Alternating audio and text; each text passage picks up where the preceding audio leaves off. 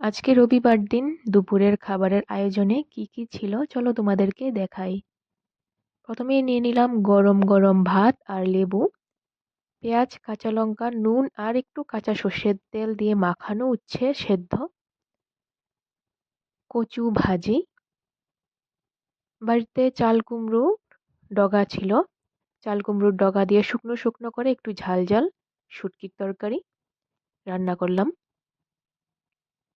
আর ছিল mutton curry. আশা করি মাটনটা দেখেই বুঝতে পারছো কতটা টেস্টি হয়েছে, দারুণ হয়েছে মাটনটা। আর মাটনের মধ্যে এরকম আস্ত পেঁয়াজ আমার ভীষণ ভালো লাগে খেতে।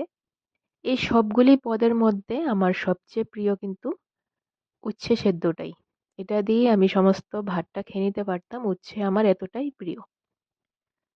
তো সব মিলিয়ে আজকে রবিবারের খাবারটা দারুণ ছিল। তো তোমাদের কোন খাবারটা বেশি ভালো লেগেছে কমেন্টে জানাবে। ভিডিওটা ভালো লাগলে প্লিজ লাইক করে দেবে।